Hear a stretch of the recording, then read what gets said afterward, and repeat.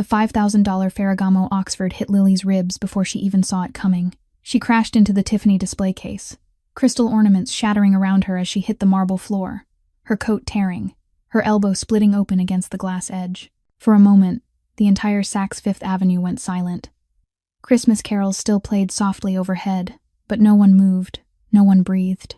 Lily looked up from the floor, blood trickling down her pale arm, at the man standing over her with contempt twisting his handsome features. Derek Sullivan, her ex-fiancé, the man who had stolen everything from her 4 years ago. He snarled at her to stay down where she belonged, calling her a worthless parasite. He had no idea who she was anymore. No idea that the broken girl he remembered, the one who had begged him not to leave, who had bled on a subway bathroom floor losing their baby alone, who had tried to walk into highway traffic because she wanted to die, who had survived winter on the streets of New York with only $5 and a torn jacket, was gone. No idea that she had risen from those ashes. No idea about the 10-carat diamond ring hidden under her leather glove, the penthouse on top of the tallest building in Manhattan she had left that morning, or the Black American Express card in her Hermes purse that had no spending limit. And Derek definitely had no idea about the man whose name was now legally attached to hers. The man whose security team was currently pinning him against the jewelry counter. The man whose phone was buzzing in her purse right now. Lorenzo Marchetti, her husband, the most dangerous mafia boss in New York, head of the Marchetti crime family that controlled everything from Wall Street to the dark corners of Brooklyn.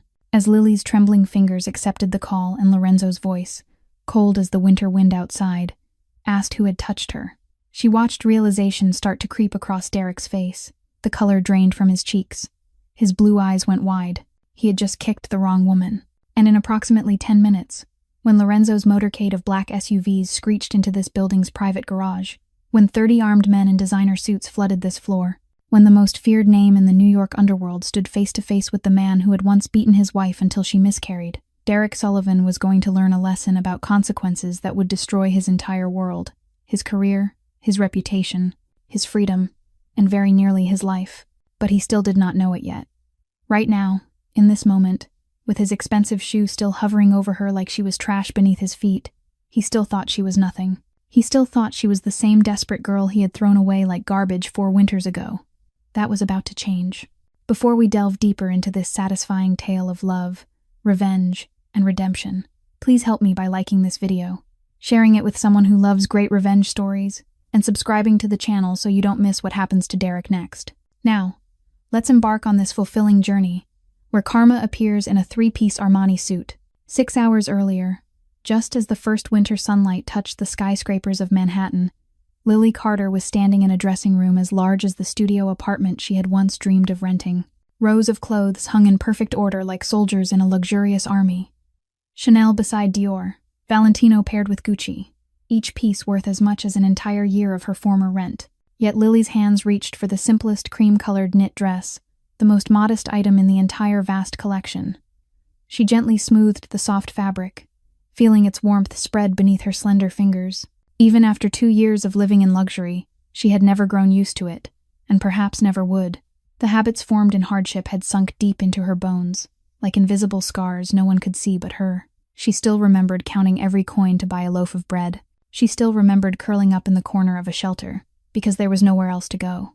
She still remembered the smell of desperation and hunger. Those memories never truly disappeared. They only settled at the bottom of her soul and surfaced again at the most unexpected moments. As she was fastening the buttons, a warm, deep voice came from the doorway. Lorenzo Marchetti stood there, leaning against the oak frame, his Italian ink dark eyes watching her with a mixture of tenderness and helplessness. He was already dressed in a charcoal Tom Ford 3-piece suit with a perfectly tied silk tie, his black hair slicked back neatly to reveal the small scar on his left eyebrow. He looked as if he had stepped out of the cover of a GQ magazine, if such a magazine had a section for dangerously charming mafia bosses. He said she was doing it again. Lily turned and her green eyes met his gaze through the mirror. She asked what she was doing. Lorenzo walked into the room, each step radiating power and absolute confidence. He said she always chose the cheapest things in the wardrobe, that the dress was probably the least expensive here, and he wanted to know why the wife of Lorenzo Marchetti dressed as if she were saving every penny. Lily smiled, the gentle smile only he could draw from her, and said she liked simple things. Lorenzo came up behind her and his strong arms wrapped around her waist, pulling her into his solid chest. His warm breath brushed her ear as he whispered that she was the wife of one of the richest men in New York, that she could buy anything she wanted, anything in the world, and yet she still shopped in her own closet, as if she were living on a tight budget. Lily tilted her head against his shoulder and said money did not change who she was, that she was still Lily, still the girl he had found in that hospital years ago. Lorenzo kissed her neck where her pulse was beating a little faster than usual, and whispered that that was exactly why he loved her. But he still wanted her to have everything she deserved, and he wanted to give her the whole world if she would let him. Lily turned in his arms and placed her palm over his chest, where his heart beat steadily beneath the expensive fabric. She said he had already given her more than the world, because he had given her a home, a family, and a reason to keep living. Lorenzo's eyes softened. The ice he always wore before others melted completely when he looked at her. He said she had given him the same, because before he met her he had only existed. He had not lived. They stood there for a while in the dressing room filled with morning light, two people who had found each other in the darkness, two broken pieces joined into one whole. Lily could not know that in only a few hours the past she thought she had buried would return, bringing old pain and a new lesson. But in that moment, in Lorenzo's arms, she felt safe, she felt loved, and she did not know these would be the last peaceful moments before the storm. Lorenzo released her, but his hands remained on her shoulders as if he could not bear to lose the connection entirely. He asked where she planned to go today. Lily said she would go to Saks Fifth Avenue to do Christmas shopping, that she wanted to find a few gifts for everyone, and maybe something special for him. Lorenzo raised an eyebrow, the scar on his left brow lifting with it. He said she did not need to buy anything for him, that he already had everything he needed, and that all he needed was her. Lily lightly punched his chest and called him sweet talker, but the smile on Lorenzo's lips faded when he continued, his voice more serious. He said she would go with Nico and Dante. Lily sighed. She had known where this conversation was going. She said she was only going shopping, that she did not need bodyguards following her like she was the president. Lorenzo took her chin, gently but firmly, making her look into his eyes. He said she knew who he was. She knew what he did. She knew how many enemies the Marchetti family had. Every day there were people who wanted him dead, and the easiest way to hurt him was to hurt her. He would not gamble with her safety, never, and this was not a matter for negotiation. Lily looked into those dark eyes and saw the fear Lorenzo Marchetti never showed anyone else. The most powerful mafia boss in New York, the man the entire underworld feared, was afraid of losing her. She understood that. She understood because she carried the same fear. The fear that one day someone would knock on the door and tell her he was not coming home. So she softened her voice. She asked if 2 men were really necessary. Lorenzo answered at once that he wanted to send 10, but he knew she would hate that, so 2 was a compromise, the lowest limit he could accept. Lily knew that when Lorenzo used that tone, nothing could change his decision. This was Lorenzo Marchetti, head of the family, speaking, not Lorenzo, her husband, who would indulge her to the core. So she nodded. She said all right, she would go with Nico and Dante. The tension on Lorenzo's shoulders melted away at once. He bent down and kissed her forehead, his lips warm and gentle. He whispered, thank you for understanding him. Lily looked up and placed a light kiss on his lips. She said she understood, she would always understand, but he also had to promise her that he would be careful, that he would come home to her tonight. Lorenzo smiled, that dangerous smile whose tender side only she was allowed to see. He said he promised. He would be home at 7. They had a reservation at 8. Lily asked which restaurant. Lorenzo only winked and said it was a surprise. But he wanted her to wear the red dress, the one he could not stop thinking about taking off her. Lily's cheeks burned even after 2 years together. She called him incorrigible. Lorenzo laughed softly, his voice low and full of promise when he said he would never grow tired of her. Not in this life, not in any other. He kissed her again, this time deeper, longer, as if he wanted to carve the feeling into his memory. Then he released her and walked toward the door. He stopped, turned back, and looked at her one last time. He said that if there was anything at all, anything that made her uncomfortable, she was to call him immediately. Lily nodded and promised she would call. Lorenzo looked at her for another second, as if engraving her image into his mind. Then he turned and walked out of the room. His footsteps echoed on the marble floor. Then the private elevator doors closed. Then silence. Lily stood alone in the dressing room, looking at the rows of luxury clothes around her. She could not explain the strange feeling rising in her chest, as if something were about to happen, as if dark clouds were gathering before a storm. But she brushed the feeling away. It was only baseless worry, she told herself. Today would be a normal day. She would go shopping, come home, put on the red dress, and go to dinner with her husband. Everything would be fine. But Lily Carter did not know that she was wrong. She was completely wrong. 2 hours later, the sleek black Maybach stopped in front of Saks Fifth Avenue on Fifth Avenue. Nico opened the door for Lily, his eyes quickly scanning the busy sidewalk before he nodded to signal that it was safe. Dante was already standing on the other side, the 2 men in black suits forming an invisible barrier around her. Lily stepped out, and the December cold struck her face like a light slap. Snow was falling softly, white flakes spinning in the air before melting when they touched the warm pavement. She pulled her cashmere coat tighter around herself and walked inside. Saks Fifth Avenue at Christmas was a palace of luxury and splendor. Golden lights wrapped around the towering columns, and thousands of crystal stars hung from the ceiling like an artificial night sky. A massive Christmas tree stood at the center of the first floor, at least 30 feet tall, decorated with silver and gold ornaments, and red ribbons that curved like rivers of fire. Christmas music drifted softly from hidden speakers, a warm, low voice singing of silent nights and winter wishes. The scent of fresh pine mixed with expensive perfume and the smell of hot chocolate from the nearby cafe. This was the Christmas of the wealthy, of those who never had to worry about where the next rent payment or meal would come from. Lily was still not entirely used to belonging to this world. She walked past the perfume counters, past the handbag and shoe displays, where each item cost as much as her entire former life. Nico and Dante followed at a respectful distance, close enough to protect her, but far enough that she did not feel imprisoned. Lorenzo had trained them carefully in this, in how to make Lily feel protected without feeling suffocated. She stopped at the Tiffany counter, where diamonds sparkled under the lights like frozen tears. She was looking for a gift for Lorenzo, even though she knew that man could buy anything he wanted. But Lily wanted to give him something from her heart, something that showed she had thought about him, that she had taken time to choose for him. Her eyes settled on a white gold pocket watch, a classic design with delicate lines. The inside lid could be engraved. She already knew what she would engrave. Il mio cuore, my heart. It was what she called him in return for the way he always called her his heart. She signaled the sales associate and completed the purchase. The gift was placed in a deep blue velvet box and tied with a silver ribbon. Lily smiled as she held the small bag in her hand. She could imagine Lorenzo's face when he opened it, the way his dark eyes would soften as they always did when he looked at her. She continued wandering through the store, buying a few small things for Marco, for Nico and Dante, for the people who had become her family over the past 2 years. This was the first Christmas when she truly had money to buy gifts for others. The first Christmas when she did not have to stand outside the glass and look in at things she could never touch.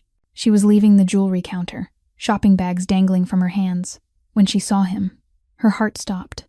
The world around her seemed to freeze. Standing at the Louis Vuitton counter less than 50 feet away, laughing with a blonde woman, was the ghost from the past she thought she had buried forever.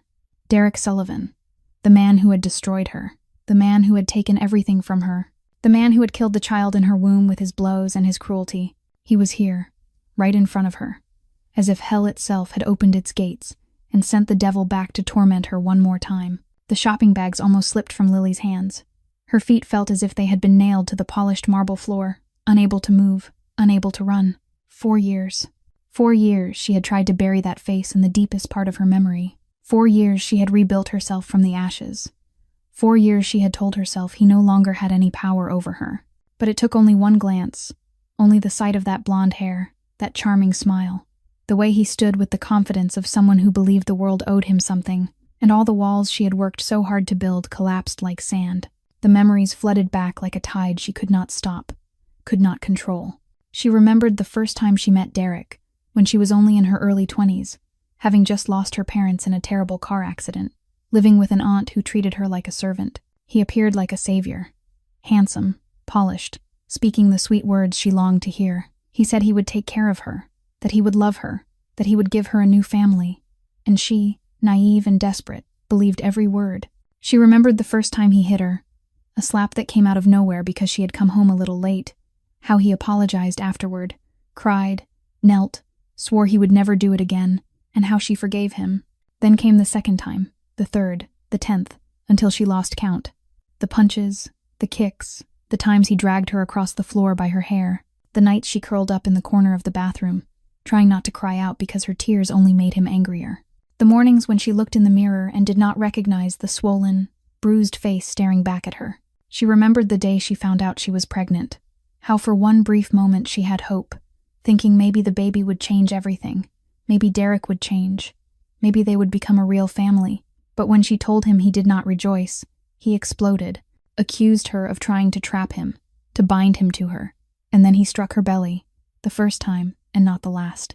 She remembered that night, the coldest January night New York had seen in years, when he discovered she had tried to call the police, even though she had hung up before saying anything, how he dragged her out of bed in the middle of the night and threw her outside in nothing but thin sleepwear, tossed her wallet after her with its few dollars and a small photo of her parents, and locked the door behind her.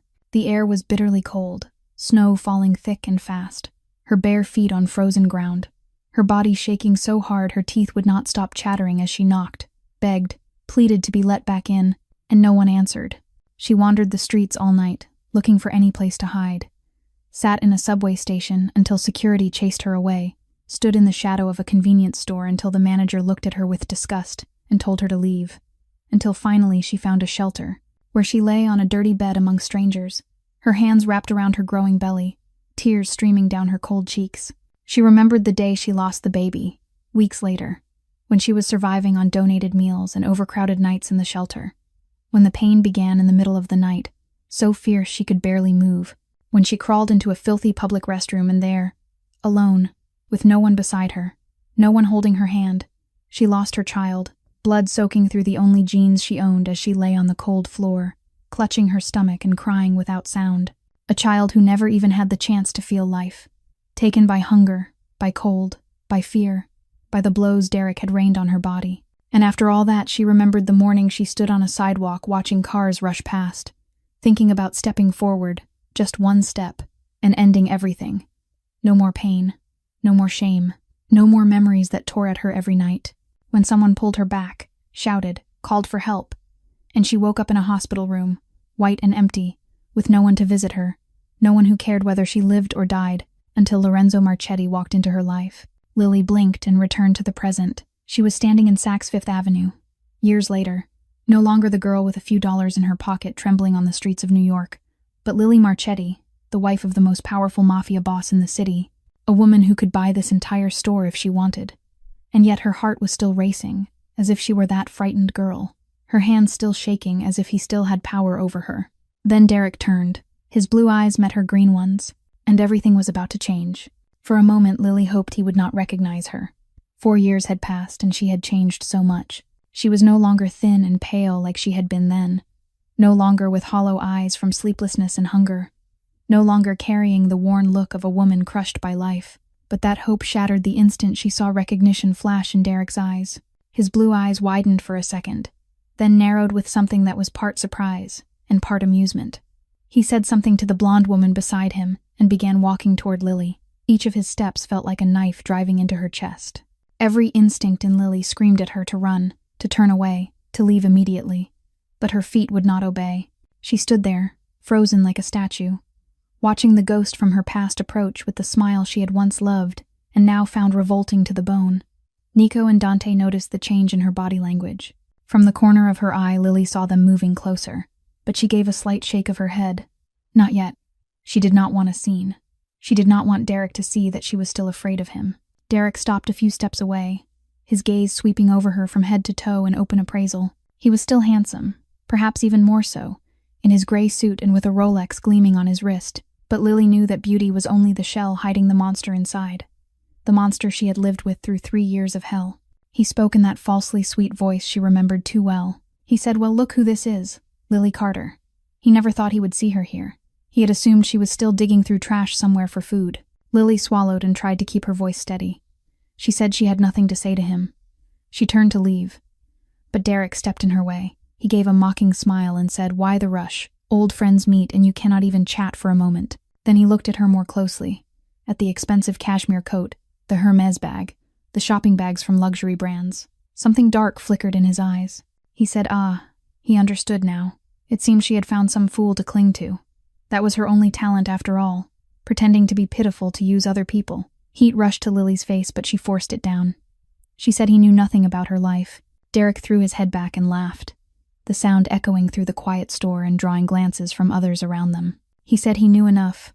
He knew what kind of woman she was, a parasite who lived off men, that without him she was nothing, and it seemed she had found a new host now. He stepped closer, his voice dropping low but clear. He asked who the idiot was, whether he was rich, whether he knew she was the trash Derek had thrown out into the street. Lily's hands shook. She hated herself for it, hated that after 4 years he still had the power to make her tremble. She gripped the handle of her Hermes bag until her knuckles turned white. She told him straight to his face that he was the one who had taken everything from her, that he had beaten her, that he had thrown her into the street in the middle of winter, that he had no right to stand here and speak to her as if he were the victim. Derek lifted an eyebrow, pretending to be surprised. He said beaten her. He had only been disciplining her. She always liked to exaggerate, always liked to play the victim so people would pity her. Then he tilted his head and looked at her with mockery. He said, but he had to admit she looked a little better. At least now she did not look like a starving ghost anymore. Her new fool must be feeding her well. Lily felt sick. She wanted to scream, to slap him, to let the whole world see the monster beneath that handsome mask. But she did nothing. She only stood there with trembling hands, forcing herself not to cry, forcing herself not to let him see how weak he still made her feel. 4 years ago she had begged him. 4 years ago she had knelt and cried and pleaded with him not to abandon her. She would never let him see that version of her again. Never. Then the blonde woman appeared at Derek's side, her red nails digging possessively into his arm, and everything was about to become much worse. The blonde woman looked Lily up and down as if she were inspecting a cheap item in a discount store.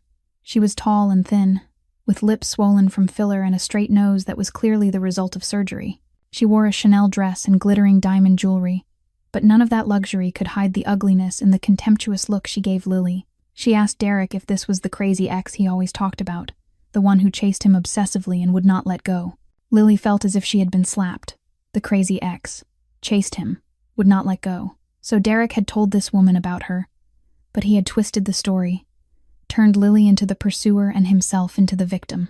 She should have been surprised, but she was not. This was exactly what a narcissist like Derek would do. Derek laughed and put an arm possessively around the woman's waist. He said that was right, Victoria. This was Lily, the one who had clung to him like a leech, who had cried and begged for a month when he threw her out. Truly pathetic. Victoria giggled, her shrill laugh like nails scraping glass. She said how pitiful. Women with no self-respect were so sad.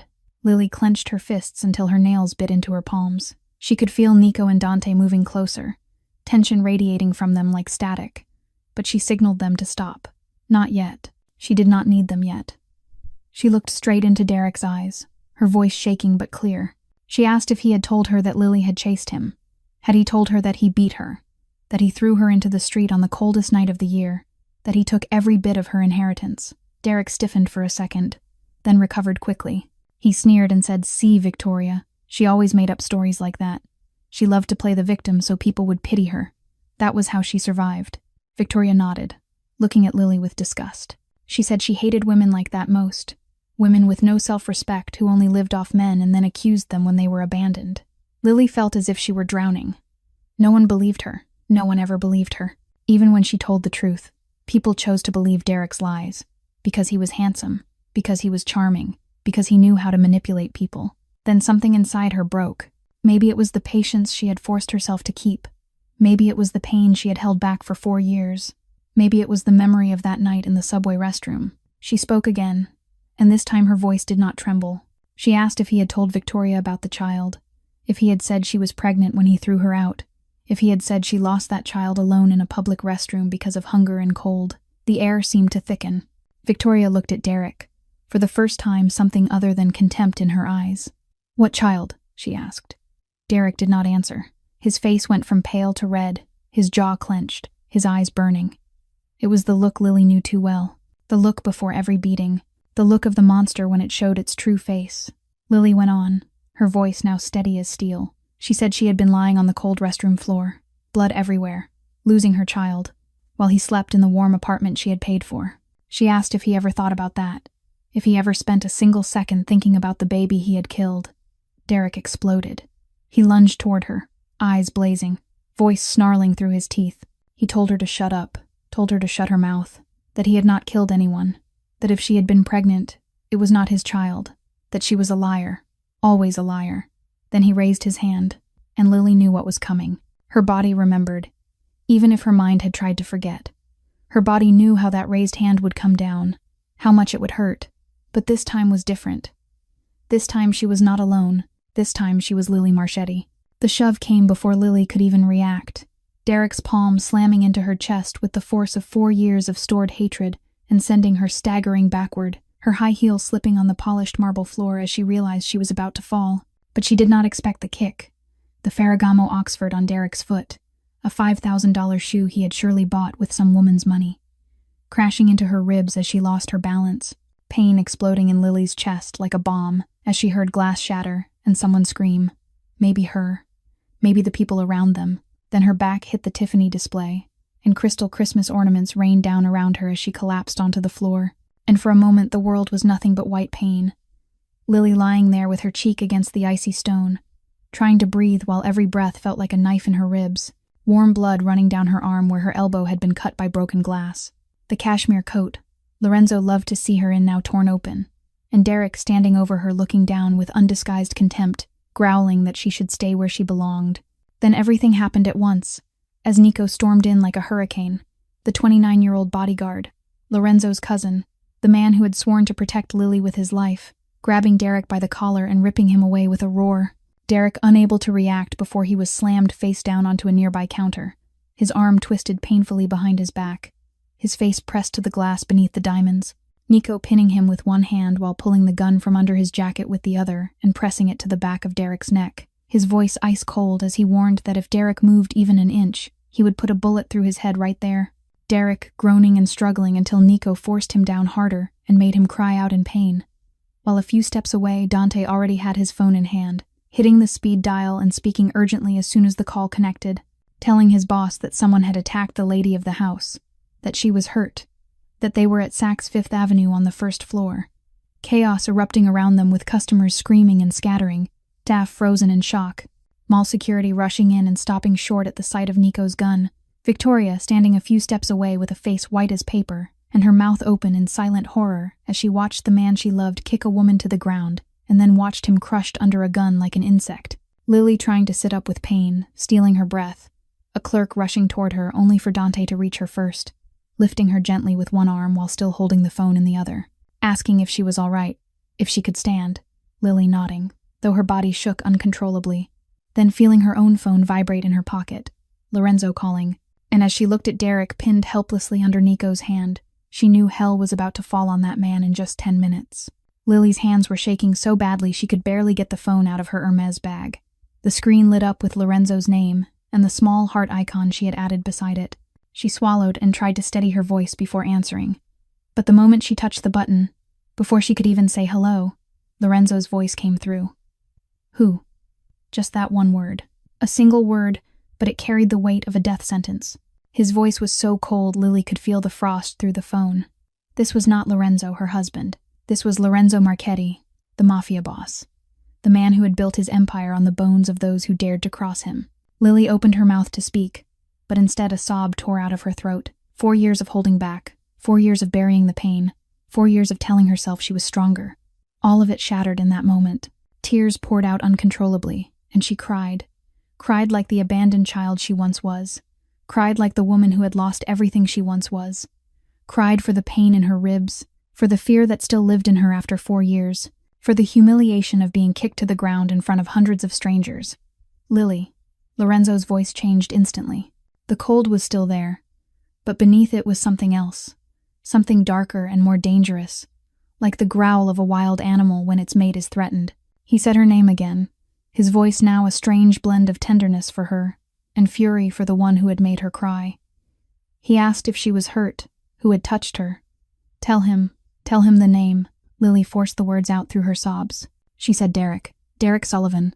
He was here. He had found her. He had kicked her. Silence on the line. 1 second, 2 seconds, 3 seconds. That silence was more frightening than any shout. Lily could hear Lorenzo's breathing, slow and steady, like a snake coiling before it strikes. Then he asked, his voice now completely without emotion, flat as a frozen lake, and it was that flatness that terrified Lily most. He asked if that was the man who had beaten her, the one who had thrown her into the street, the one who had made her lose the child. Lily whispered yes. A quiet exhale on the other end. When Lorenzo spoke again, his voice had changed completely. It was no longer cold. It was lethal. The voice of a man who had made a decision, and that decision would determine someone's fate. He told her he would be there in 10 minutes. Told her not to go anywhere. not to let Derek out of Nico's sight. He was coming, and he would handle this. Then he paused and added, his voice softening for only a brief moment. He told her to listen to him. Il mio cuore. He would never let anyone hurt her again. Never. That Derek would pay for what he had done to her. Every crime, he promised her. Lily sobbed that she loved him. Lorenzo said he loved her too, and then he hung up. Lily lowered the phone and looked at Derek pinned under Nico's grip. His face was flushed with rage and humiliation, his mouth still spewing threats and curses, saying he would sue them, call the police, put them all in prison. He did not know. He still did not know whom he had angered. He did not know that in about 10 minutes the most powerful man in New York's underworld would be standing in front of him. He did not know that the little empire he had built by deceiving women was about to collapse. He did not know that for 4 years Lorenzo had listened to Lily cry in her nightmares, had watched the scars on her body and soul, had sworn that if he ever met the man who caused them, that man would wish he had never been born. And now that day had come. The clock began to count down. 10 minutes. 10 minutes. 600 seconds. That was the short span of time Derek Sullivan still had left to exist as a free man, even though he did not yet know it. The first minute passed in chaos. Derek was still shouting, still threatening, declaring that he was the lover of Senator Hayes' daughter and that they would all regret touching him. Nico said nothing, only pressed Derek's face harder against the glass display every time he tried to struggle. Mall security had arrived, but they stood several yards away, not daring to come closer when they saw the gun in Nico's hand. One of them was on the phone, probably calling the police, but strangely the call did not seem to be going through. In the second minute, things began to change. The main doors of Saks Fifth Avenue suddenly slammed shut, then the side doors, then the emergency exits. A store employee ran to the elevators and found they were no longer working. The escalators stopped mid-motion. The sound system came on with a polite female voice announcing that the mall was temporarily closed for security reasons and asking customers to remain calm. But no one was calm. Shoppers began to panic, pounding on doors, shouting. No one understood what was happening. No one except Lily. She knew this was Lorenzo's power reaching out, like invisible fingers tightening around the building. In the third and fourth minutes, they began to appear, from hidden corners, from doors Lily had never known existed. One by one, then in small groups. Men in black suits, faces cold and unreadable, moving with military precision. They carried no visible weapons, but anyone who looked at them knew they were dangerous. They took control of every entrance, every strategic corner, every vantage point, overlooking the entire first floor. Within 2 minutes, at least 20 of them had appeared, and the number was still growing. Derek stopped shouting. For the first time, he sensed that something was wrong. He twisted his head as far as Nico allowed, and his eyes widened when he saw the men in black suits surrounding them. He demanded to know what this was, who they were, why there were so many of them. No one answered him. In the 5th minute, Victoria tried to call her father. Her hands were shaking so badly she could barely dial. She was the daughter of a senator, used to being protected, used to being indulged, unaccustomed to this kind of fear. But the call did not connect. She tried again, and again, and again. But her phone only showed no signal. She looked around like a trapped animal, and then tried to run for the exit. A man in a black suit stepped in front of her, said nothing, only shook his head. Victoria backed away, her face drained of color. In the 6th and 7th minutes, whispers began to spread. Lily heard them around her. Marchetti. Someone said the name. Then someone else. Then another. The name spread like fire through dry grass. Marchetti. The Marchetti family. The Marchetti Mafia. And when the name reached Derek's ears, he froze. Lily saw the moment it hit him. The moment realization washed over his face like cold water. His eyes went wide, his lips trembled, and all the color drained from his handsome face. He knew that name. Everyone in New York knew that name. Marchetti was the Mafia family that controlled half the city, the name people only dared whisper in the dark. The criminal empire even the federal authorities approached with caution. And Lorenzo Marchetti, its head, was the youngest and most ruthless boss in its history. Derek began to shake. He was no longer shouting, no longer threatening. His voice was weak and trembling when he asked Nico what Marchetti was, why they were involved with Marchetti, that she was just a crazy homeless woman. She could not possibly be connected to Marchetti. Nico gave a short, cold laugh, the first time he had spoken since restraining Derek. He said that crazy homeless woman was Lily Marchetti, the wife of Lorenzo Marchetti, and you just kicked the boss's wife. Derek gagged. The 8th and 9th minutes passed in deadly silence. No one spoke. No one moved. The entire first floor of Saks Fifth Avenue seemed frozen in time, all of it waiting for the inevitable. Derek stopped trying to escape.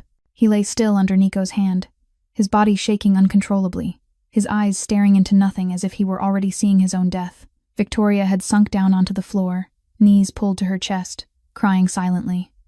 Then the 10th minute arrived. The roar of engines thundered from the underground garage. Not one car, not two, at least 5, their engines blending into a single growl like thunder announcing an approaching storm. A private elevator door, one Lily had never known existed, slid open. And Lorenzo Marchetti stepped out. Hell had arrived. Lorenzo Marchetti stepped out of the elevator like a king entering his own domain. No, not like a king. He was the king, and everyone in the building knew it. He stood 6 feet tall, broad-shouldered, his frame carved from marble and steel, every step radiating absolute authority. The black 3-piece Armani suit fit his powerful body perfectly. The dark red silk tie the color of dried blood, his Oxford shoes polished to a mirror shine. His black hair was slicked back, revealing his high forehead and the small scar cutting through his left eyebrow, a mark from a gang war 15 years earlier when he was only 19 and had to kill for the first time to survive. But it was not the scar that frightened people. It was his eyes. Eyes as black as an abyss, like 2 cosmic voids swallowing all light, bottomless, without mercy. Those eyes had seen death, caused death, ordered death more times than anyone could count. And now they burned with a rage the people around him could feel like heat from a steel furnace. Behind him, more than 30 men emerged from elevators and side doors, all in black suits, all armed beneath their jackets, all with faces cold as stone. They moved like a perfectly trained unit, taking positions with flawless precision. At their head was Marco Benedetti, Lorenzo's right hand, a 45-year-old man with salt and pepper hair and hawk-like eyes. Marco had followed Lorenzo since he was a fatherless teenager, had helped him build the empire from nothing, had buried their enemies beneath layers of concrete across the city. And now Marco was looking at Derek the way one looked at an insect about to be crushed. The reaction around them was immediate. The remaining customers on the floor backed away, pressing themselves against the walls as if trying to become invisible. Store employees lowered their heads, afraid to meet Lorenzo's gaze, some of them even dropping to their knees without realizing it. Mall security had completely vanished, likely warned in advance to stay away. Even those who did not know who Lorenzo was could feel the danger radiating from him like static. This was a predator at the top of the food chain, and human survival instinct told them to keep their distance. Victoria, still sitting on the floor, began to sob when she saw Lorenzo. She recognized him. Of course she did. Her father was a senator. She had been warned about men like Lorenzo Marchetti, men even powerful politicians did not dare touch. She tried to crawl away, her nails scraping on the marble floor. But there was nowhere to run. Lorenzo did not look at her. He did not even look at Derek. Those dark eyes were searching for only one person. And when he saw Lily, when he saw her standing there with dried blood on her arm and tears on her cheeks, when he saw the torn coat and the way she was holding her aching ribs, something strange happened. All the cruelty, all the coldness, all the unshakable facade of the Mafia boss vanished in an instant. Lorenzo's face changed, and for that brief moment, he was only a man looking at the woman he loved in pain. Hurt flashed through those dark eyes, then tenderness, then worry, then guilt for not having protected her. He walked toward Lily faster now, and when he reached her, he dropped to one knee in front of her like a knight before his queen.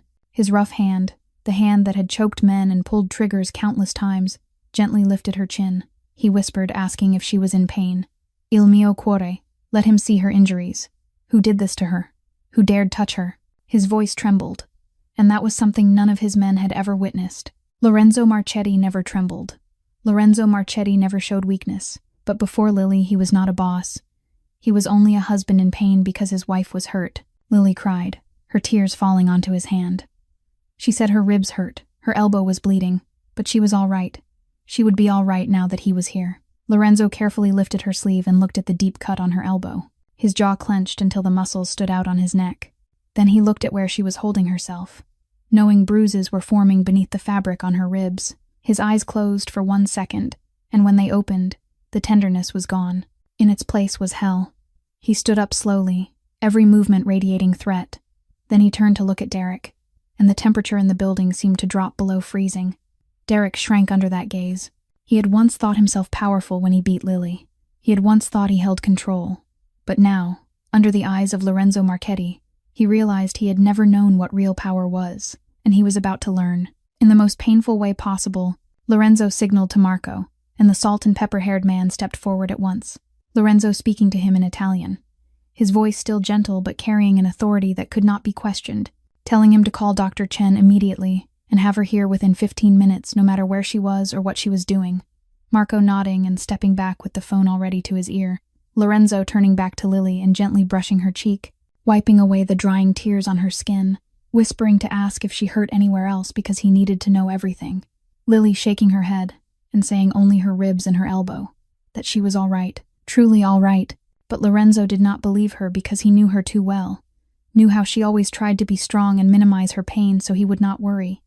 Him taking off his jacket and carefully draping it over her shoulders, wrapping her in his warmth and familiar scent, her cashmere coat torn and blood-stained, and Lorenzo, knowing he would burn it after today, along with every memory of what had happened here, him lifting her arm again and looking at the cut, his mouth tightening into a thin line because it was deep and would need stitches and would leave a scar, another scar on his wife's body, another one he had failed to prevent, and he hated himself for that. He had promised to protect her, and sworn no one would ever touch her again, and yet he had failed, him bending to kiss her forehead and whispering that he was sorry he had not been there and should have been there. Lily gripping his hand and telling him it was not his fault and never to think that he was here now and that was what mattered. Lorenzo closing his eyes for a moment and resting his forehead against hers as they stood there briefly. Two souls pressed together while the world disappeared. Then Lily whispering shakily if he knew who the man was. Lorenzo opening his eyes and saying he did because Dante had told him on the way. Derek Sullivan, the man from Lily's nightmares, the one he had hired investigators to find for 2 years who had vanished from the earth, the one he had sworn to make regret ever being born, and now he was lying there less than 10 steps away, trembling like a cornered dog, fate having placed him before Lorenzo on a silver platter, Lorenzo straightening slowly, brushing Lily's hair one last time before turning away, and in the moment his back turned to her, everything about him changed. His relaxed shoulders hardening like steel, his gentle movements becoming heavy and threatening, his face turning into a mask without emotion, colder than the winter outside.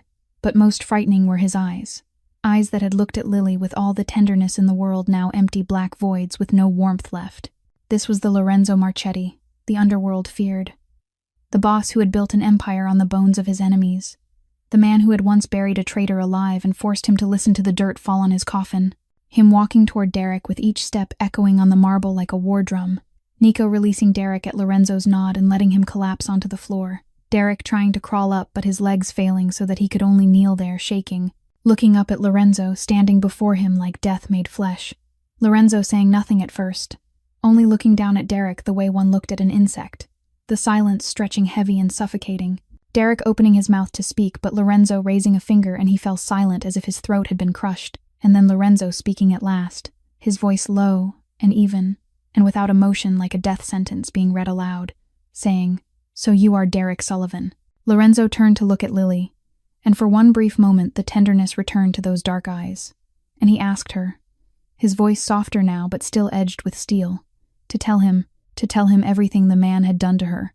Lily swallowing because she had told Lorenzo about Derek before, in the late nights when nightmares woke her, and he held her until she slept again, but she had never told him in detail, never told him all of it, because she had been afraid of what he would do if he knew the full truth. And now, standing there with Derek kneeling at her husband's feet, she knew it was time. She took a deep breath, the pain in her ribs reminding her of all the other pain he had caused, and she began to speak. She told him about the first time Derek hit her, a slap because she had come home 15 minutes late. She told him about the second time, the third time, the 10th time, until she lost count. She told him about the nights curled up in the corner of the bathroom, about the mornings when she hid bruises under thick makeup, about the feeling that she was no longer human but only a punching bag for his anger. And Lorenzo stood motionless, but Lily could see his jaw tightening a fraction with every word. She went on and told him how Derek had tricked her into signing papers she did not understand and used them to steal her entire inheritance, the money her parents had left her to start a new life. She told him how he controlled everything, her money, her friends, where she was allowed to go and who she was allowed to speak to, how she became a prisoner inside her own relationship with no money, no one to turn to, no way out. A muscle twitched in Lorenzo's cheek and his hands clenched into fists, his knuckles turning white. She told him about the day she found out she was pregnant, how her voice trembled as she spoke of the naive hope that the baby would change everything, and how that hope shattered when Derek punched her in the stomach the first time. She told him about the times after that, how every time he was angry her belly became the target, as if he wanted to kill the child even more than he wanted to hurt her. Lorenzo closed his eyes and a breath escaped his chest. Not a breath of calm, but the breath of a man struggling to keep rage from exploding. She told him about that night, the coldest January night in New York's history. How Derek found out she had called the police and threw her into the street with nothing but her sleepwear and $5 in her wallet. She told him about the weeks in the shelter, the hunger gnawing at her stomach, the cold cutting through her bones, the night she lost the baby alone in a subway restroom. She told him about the morning she stood on the sidewalk watching cars rush past and thought that one step would end everything. And when she finished, silence fell. Lorenzo did not open his eyes, did not move, did not speak. He only stood there like a statue, while the air around him thickened with restrained fury. Derek was crying, kneeling on the floor with tears and mucus streaming down his face, stammering meaningless apologies. Victoria had fainted at some point and lay sprawled on the floor unnoticed. Then Lorenzo opened his eyes and stepped back to Lily, took her hand and lifted it to his lips and kissed it lightly. His voice when he spoke was so soft only they could hear it. He asked her what she wanted him to do with Derek, said she only had to say the word, and the man would vanish from the earth as if he had never existed. No one would find the body. No one would know what happened. He would do anything she wanted, anything, because she was everything to him, and anyone who hurt her deserved to die. Lily looked into her husband's eyes and saw the vast love and the violent fury burning together inside them. She knew he meant every word, and she knew that if she nodded, Derek would die tonight and no one would ever find him. But she also knew she did not want to turn Lorenzo into a killer for her sake, and did not want to carry the weight of a man's death on her conscience for the rest of her life. She wanted Derek to pay, but not that way. She said she did not want Lorenzo to kill him. Then she looked at Derek, her gaze colder than it had ever been since they met again, and said she wanted him to live and face what he had done, and to lose everything the way he had made her lose everything. And Lorenzo nodded slowly, a cold smile appearing on his lips that made Derek whimper in fear. And he said, "All right, il mio cuore, as you wish." Lorenzo turned to Marco, and when he spoke, his voice was cold and clear, like ice cracking. He ordered Marco to begin immediately, to call their people in the banks, and freeze every account in the name of Derek Sullivan. Not only in the United States, but across the world. Every account, every investment, every single dollar the man owned. All of it to disappear within 1 hour. Marco nodded, phone already to his ear, his deep voice rapid as he began reciting numbers and codes. Derek heard it, and his eyes went wide with horror. He tried to stand, but his legs were like water. He could only remain kneeling and scream that they could not do this, that it was his money, that they had no right. Lorenzo did not even look at him. He continued giving orders to Marco, his tone as calm as if he were reading a grocery list. He said to call Harrison at Wellington Investments and inform him that Derek Sullivan no longer worked there, not starting tomorrow but starting now, that he was terminated for ethical violations, and to make sure he would never be hired by any financial firm on Wall Street again. Derek whimpered. That job was everything he had, his livelihood, his access to wealthy women he could deceive. Without it, he was nothing. He began to cry, pitiful sobs breaking from his throat, tears and mucus running together down his once handsome face now twisted with fear. He begged Lorenzo to stop, said he was sorry, that he knew he was wrong, that he would do anything to make it right. But Lorenzo still did not look at him. He went on, his voice still like ice. He ordered Marco to send all evidence of Derek's financial fraud to the FBI, including the documents he had tricked Lily into signing 4 years earlier, and to inform them that he had stolen inheritances from at least 3 other women by similar methods, to make sure the file was complete enough that the FBI would issue a warrant within 48 hours. Derek screamed. He had lost all dignity. He crawled toward Lorenzo, reaching out as if to grab the hem of the boss's trousers, begging him not to do this, saying that if the FBI came, he would go to prison and rot there. Nico stepped forward and kicked Derek's hand away, preventing him from touching Lorenzo. Victoria had woken at some point. She sat on the floor, her face pale as paper, staring at the scene in disbelief. She looked at Derek, the man she loved, the man she thought she would marry, now kneeling and crying like a child. She looked at Lorenzo, the most feared Mafia boss in New York, destroying Derek's life piece by piece without laying a hand on him. And she looked at Lily, the woman she had just called crazy and obsessive and shameless, now standing there with dried blood on her arm and the calm face of someone who had already won. Then Lorenzo mentioned her. He ordered Marco to call Senator Hayes and inform him that his future son-in-law was a con artist and a woman abuser, to send him photographs of Lily's injuries from today and the medical records from 4 years earlier that their people had recovered, and to make sure he understood what kind of man his daughter was seeing. Victoria sprang to her feet, her face flushing from white to red. She screamed what? Her father. They could not do that. They had no right to involve her father.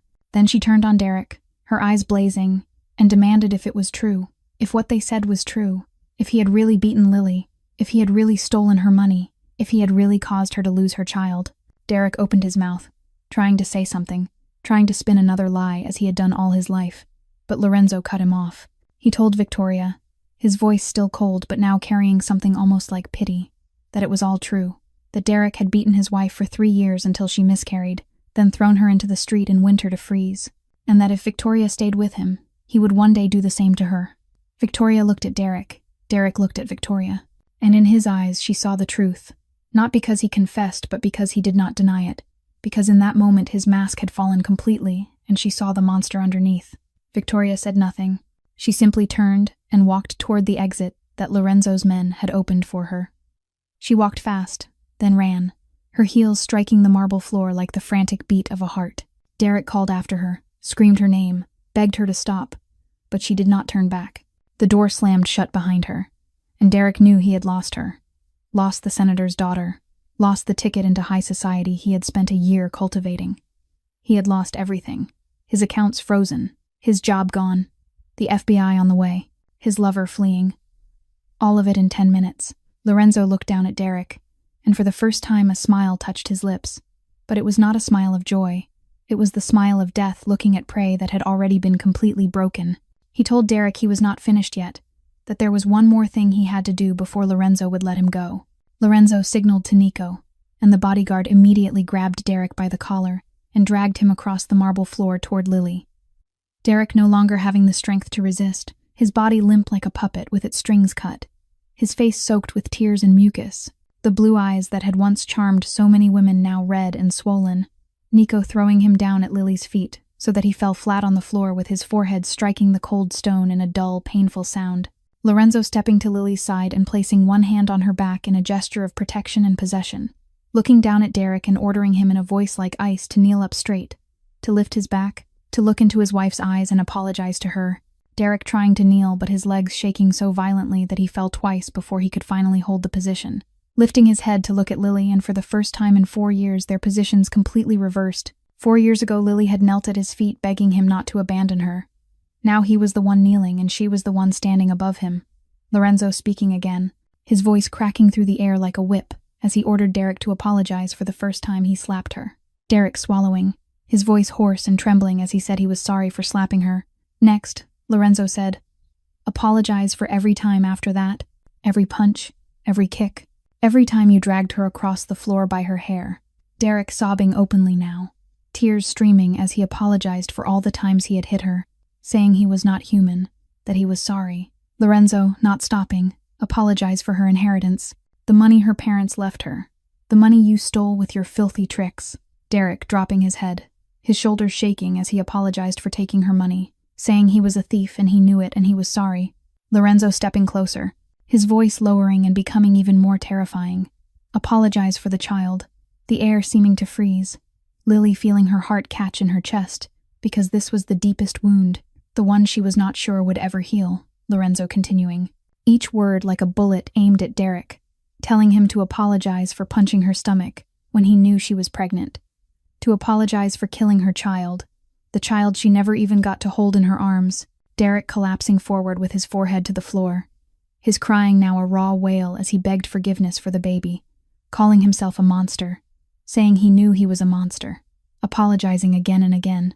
Lorenzo still not finished, ordering him to apologize for that January night when he threw her into the street with only $5 and her sleepwear, the night he left her to almost freeze to death on the streets of New York. Derek no longer able to form coherent words, only stammering apologies over and over like a broken machine. "And apologize," Lorenzo said, his voice now trembling with restrained fury. "Apologize for making her want to die. Apologize for making her stand on a sidewalk and think about stepping into traffic because of you. Apologize for almost taking the woman I love before I ever had the chance to meet her. Derek lying at Lily's feet, his body shaking with uncontrollable sobs, completely broken, no longer the confident, handsome man who had kicked her to the floor 15 minutes earlier, but only a miserable heap crying beneath the woman he had once tortured. Lily looking down at him and waiting for the satisfaction she thought she would feel, seeing the man who had destroyed her reduced like this. But it did not come. Instead, she felt only emptiness and exhaustion. This was the man who had once made her want to die, who had killed her child, stolen her youth, left scars on her body and soul that might never fully heal. And now he was kneeling at her feet, crying like a punished child. She had once been so afraid of him she could barely breathe. Now seeing him like this, she felt only that he was pitiful. She turned to Lorenzo and took his hand and said it was enough, and that she wanted to go home. Lorenzo looking at her and his dark eyes softening as he nodded, then turning back to Derek one last time and saying there was one more thing. Lorenzo stood over Derek, his shadow falling across him like the shadow of death over a condemned man. And when he spoke, his voice was not loud, but it carried through the suffocating silence, each word like a hammer driving nails into a coffin. He said, "You have 24 hours to leave the United States. Not 36, not 48, but 24, starting now." And he paused to let the weight of every word sink into Derek's mind. Then he went on and said that if after 24 hours Derek was still on American soil, his people would find him. And this time, he would not ask his wife what she wanted done. He would decide himself, and Derek would wish he had never been born. Lorenzo bent closer, lowering his voice so only Derek could hear, and added that if Derek thought he could hide somewhere Lorenzo could not reach, he was mistaken. That he had people on every continent, in every major city, in every dark corner Derek could imagine. That if he ran, Lorenzo would find him. And when he did, he would send Derek's bones back to his mother in Christmas boxes. Then Lorenzo straightened and brushed his hands together as if he had touched something filthy, and ordered Nico to release him. Nico stepped back and Derek lay on the floor, unmoving, as if he could not believe he was being spared. Then slowly he lifted his head and looked around, with the wild eyes of a trapped animal suddenly finding its cage open. Lorenzo spoke a single word, "Leave," and Derek left. He scrambled to his feet with a speed no one thought he still had and ran as if demons were chasing him. Ran past the men in black suits, who opened a path for him with looks of contempt. Ran for the emergency exit. Someone had already opened. Did not look back. Did not slow down. Only ran. His shape vanished through the door, and that was the last time Lily ever saw Derek Sullivan. The first floor of Saks Fifth Avenue sank into silence. No one dared move. No one dared speak. As if they had just witnessed an ancient and terrifying ritual they would never be allowed to name. Lorenzo turned to Lily, and all the cold cruelty melted from him like snow in sunlight. He stepped to her and wrapped his arms gently around her, careful not to touch her injured ribs, and whispered that it was over, il mio cuore, that Derek would never touch her again. Never. Lily rested her head against his chest and listened to the steady, powerful beat of his heart beneath his shirt, and she cried. But these were not tears of pain or fear. They were tears of release. Of 4 years of weight finally falling away. Of a dark chapter in her life finally closing. Lorenzo kissed the top of her head and gently guided her toward the private elevator, his men automatically stepping aside to form a passage for them. Marco following behind with a phone still to his ear, finishing the last of the orders. And as they stepped into the elevator, Lily turned and looked back one last time at the floor. Her blood still on the marble. Broken crystal still glittering under the Christmas lights. But Derek was gone, and with him the ghost of the past. The elevator doors closed, and Lily Carter Marchetti left Saks Fifth Avenue in the arms of the man who loved her more than his own life, and a new chapter of her life began. The motorcade brought them back to the penthouse in silence. Lily curled into Lorenzo's arms the entire way, her head resting against his chest, listening to the steady rhythm of his heart like a lullaby, and Dr. Sarah Chen was already there when they arrived. A 40-year-old woman with short black hair, and the calm eyes of someone accustomed to handling emergencies for the Marchetti family. She examined Lily's injuries, stitched the cut on her elbow with 12 neat stitches, wrapped her bruised ribs, prescribed pain medication, and told her to rest, while Lorenzo stood beside her the entire time, never taking his eyes off Lily for a single second, his face taut with tension every time she flinched in pain. And after Dr. Chen left, Lorenzo carried Lily into the bedroom, and laid her on the bed as if she were a fragile porcelain figure that might shatter if he were not careful. He lay down beside her, pulled her into his arms, and they stayed that way in silence for a long while. listening only to the winter wind against the windows and each other's breathing. And then Lily spoke and said he deserved to know everything, not just the fragments she had told him through nightmares, but the whole story from beginning to end. And Lorenzo said nothing, only held her tighter, and she began to tell him about her happy childhood with her parents in a small town outside Boston, about the little house with a flower garden, about evenings when the family sat around the table laughing together, then about the car accident when she was 16, the truck that lost control and hit her parents' car on the highway and killed them instantly, leaving her an orphan overnight, about her aunt, her mother's sister, who took her in not out of love but for the welfare money, about 6 years living like a servant in her aunt's house, cooking, cleaning, washing, while her cousins were treated like royalty, about the scolding and slaps when she displeased her aunt, and the loneliness and worthlessness that sank into her bones from that time. Then about Derek, how she met him in a cafe when she was 22 and had just become old enough to receive her inheritance, how he was handsome and charming and spoke the sweet words she had longed to hear after 6 years of being treated like nothing, how he told her she was beautiful, that she deserved love, that he would take care of her forever, and how she, naive and desperate for affection, believed him, moved in with him after 3 months, signed papers he gave her without reading because she trusted him to manage her finances, not knowing he had transferred all her inheritance into his own account, not knowing she had signed away all rights. And when she discovered it, it was too late, and that was the first time he hit her. And then came 3 years of hell. The beatings, the night he threw her into the street, the loss of her baby. But she had never told Lorenzo about the morning after, the morning she woke up in the hospital after someone found her unconscious in a subway restroom bleeding, the morning the doctors told her she had lost the baby and might never be able to have children again, the morning life felt meaningless, how she was discharged 2 days later with no one to meet her and nowhere to go, how she wandered New York like a ghost until the 3rd morning, when she stood on the sidewalk watching cars rush past and thought one step would end everything, how she lifted her foot ready to step when a hand grabbed her coat and pulled her back.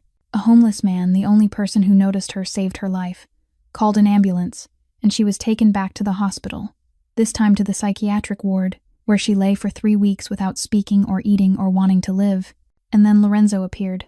He had come to visit an injured associate, took the wrong elevator, walked into the psychiatric unit and saw her through the glass, sitting by the window, staring out with empty eyes, thin and pale like a ghost, and he did not know why, but he could not stop looking at her. He came back the next day and the next and every day after that. At first she did not speak to him or even look at him, but he kept coming, sitting beside her for hours, sometimes reading, sometimes just being there, never asking anything, never forcing her to speak, just a warm, patient presence she had never known. And a month later she spoke her first words to him and asked why he kept coming back. And Lorenzo, the feared, ruthless Mafia boss, answered that he did not know, only that he could not come, that every day he did not see her felt like something was missing, and that was the beginning. A year later they married, and now 2 years after the wedding, lying in his arms overlooking Manhattan, Lily finally finished her story, and Lorenzo was silent for a long time, then held her tighter and whispered that he was grateful to that homeless man for pulling her back. He told her gently that he had found him weeks ago, given him a warm home and a pension for life, ensuring he would never know cold or hunger again, because without him, Lorenzo would never have met her, and his life would always have been missing half its soul. Lily cried, and Lorenzo kissed away her tears, and they lay there in the dark, 2 broken souls who had found each other and healed each other. Christmas Eve arrived 3 days after the events at Saks Fifth Avenue, and the penthouse atop the tallest building in Manhattan was dressed in splendor with a Christmas tree nearly 10 feet tall, standing in the center of the living room, golden lights wrapped around the columns, and hundreds of scented candles filling the air with warm notes of cinnamon and vanilla, snow drifting softly outside the windows, white flakes spinning in the city lights like a quiet dance. And this was not a grand party with hundreds of guests as other Mafia families liked to host because Lorenzo despised display and distrusted crowds. Instead, it was an intimate dinner for only those closest to him, the people he considered his true family. Marco Benedetti sat at the head of the table to Lorenzo's left, the salt and pepper-haired man who had followed him for 15 years and been the father he never had. Nico and Dante sat together, still young but already proven in loyalty through blood and sweat. Father Antonio, the 65-year-old priest from the church the Marchetti family had supported for 3 generations, sat across from Lily with a gentle smile and clear eyes. The man who had married Lorenzo and Lily 2 years earlier in a secret ceremony with only those in this room present, and the dinner passed in laughter and light stories. Marco telling tales of Lorenzo's childhood mischief that made the most feared mafia boss in New York blush like a boy caught stealing cookies.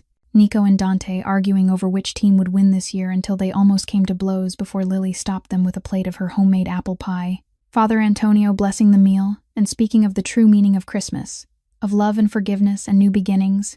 And when dessert was served, Lorenzo stood and raised a glass of red wine, and the room fell quiet.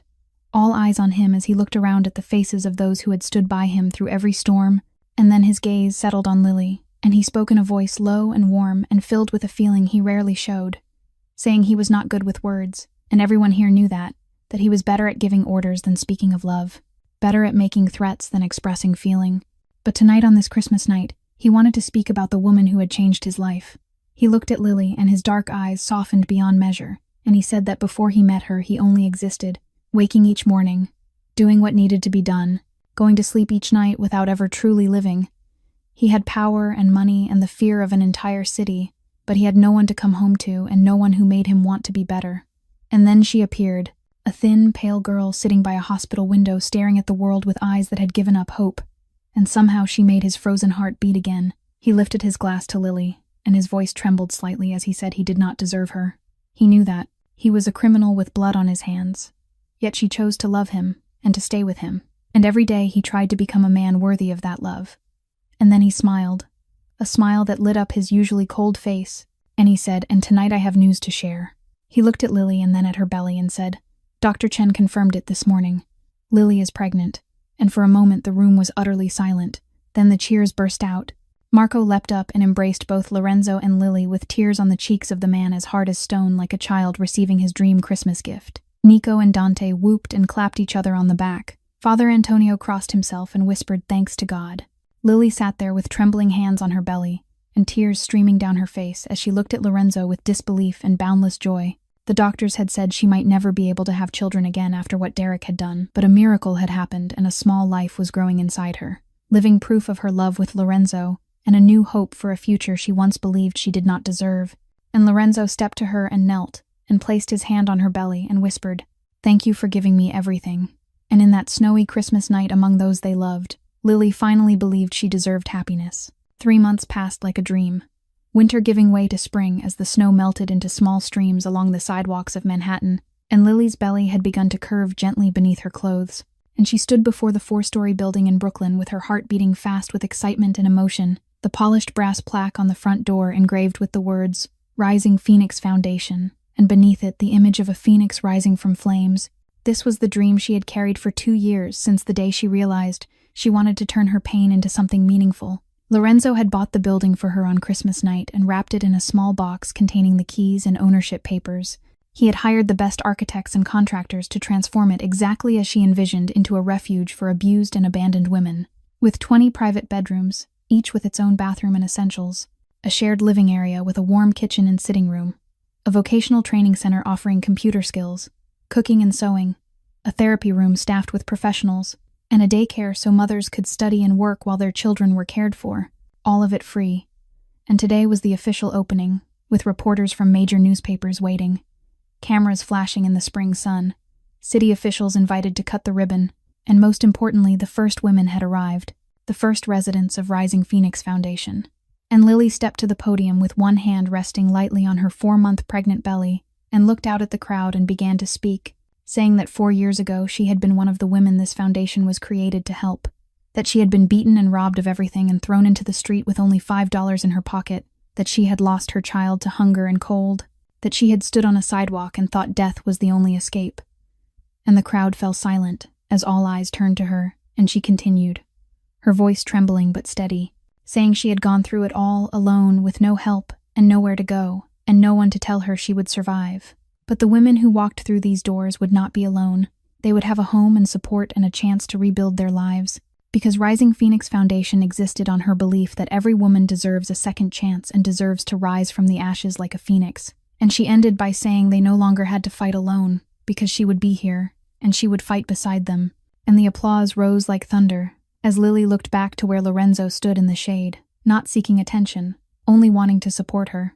Their eyes met, and he gave a small nod, and his dark eyes shone with pride. And afterward Lily met Maria, the first resident. a 32-year-old woman with 2 small children clinging to her legs and bruises still visible around her eyes, whose husband had fled after draining their joint account and leaving her with debt and nowhere to go. And Lily took Maria's hand and looked into her eyes and said she understood that feeling and promised she would get through it and that she would be here every step of the way. And Maria cried and hugged Lily, and in that moment Lily knew all her suffering had finally found meaning, that she had turned her wounds into strength and her pain into hope for others. And Lorenzo watched from a few steps away as his wife held a stranger with pure compassion and love, while Marco whispered that she was extraordinary. And Lorenzo nodded without taking his eyes off Lily and said she was his phoenix, risen from ashes and now helping others do the same. 6 months after the opening of Rising Phoenix Foundation, when Lily's belly was full and round with the child she was about to bring into the world, she received an email from an unfamiliar address and almost deleted it without reading until the subject line made her stop, because it said from Derek Sullivan. Her heart tightened for a moment, but it was no longer fear. She opened the email and read that he knew he had no right to contact her and did not deserve for her to read his words, but he wanted her to know he had seen the news about her foundation online and that he was proud of her for turning the worst things he had done into something beautiful. He wrote that he was in Mexico working as a waiter in a small restaurant living day to day on a modest wage, and that he was in therapy trying to understand why he had become the monster who hurt her, that he was not asking for forgiveness because he knew he did not deserve it, and that he only wanted her to know she deserved every good thing coming to her and that he hoped she was happy. Lily finished reading and sat quietly for a long time, waiting to feel something, anger or pain or triumph or anything at all. But nothing came, and she felt only emptiness when she thought of him, as if he were a stranger she had once known in another life. Lorenzo came in and asked if something was wrong, and she handed him the phone to read. His face did not change, and he only asked how she felt, and she said she felt free, and that the chapter was completely closed, and that he no longer had any power over her, not even the power to make her angry. Then she deleted the email without replying and deleted the address and erased every trace of Derek Sullivan from her life.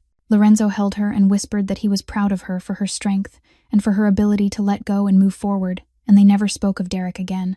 A year later, on an autumn afternoon, when yellow leaves were falling on the streets of Manhattan, Lily stood by the penthouse window holding her 1-year-old daughter, Hope Marchetti, the name they chose because that was what she represented. Hope for the future, hope for new beginnings, hope for love that could heal every wound. The baby had black hair like her father, and green eyes like her mother, a perfect blend of them both, and she slept peacefully in Lily's arms with tiny fingers curled into her mother's blouse. Lily looked out over New York, the city where she had once nearly died of hunger and cold, and which was now her home, the place where she had risen from the ashes. Rising Phoenix Foundation had helped more than 200 women in the past year, and they were planning new centers in Chicago and Los Angeles. The life she once believed she did not deserve was now warm and real in her hands like the breath of her child. The private elevator opened, and familiar footsteps crossed the marble floor. And Lorenzo came in still in his Armani suit after a long day, but his face lit up when he saw his 2 girls. He kissed Hope's sleeping forehead, then Lily's lips, and asked how her day had been. And she smiled and said, "Perfect, everything is perfect." Lorenzo took a small red velvet box from his pocket and gave it to her, and when she opened it, her breath caught, because inside was a delicate rose gold necklace, with a phoenix pendant rising from flames, its wings set with tiny rubies, glowing like embers. Lorenzo fastened it around her neck and told her she was his phoenix who had risen from ashes, stronger, brighter, and more beautiful than anything he had imagined, and that he loved her, and would love her always until his last breath and beyond. Lily cried tears of happiness and told him she loved him too and loved the life they had built and this little family more than anything in the world. They stood there by the window, the 3 of them watching, the city lights come on as dusk fell, while below millions lived their own lives of joy and sorrow, victory and loss.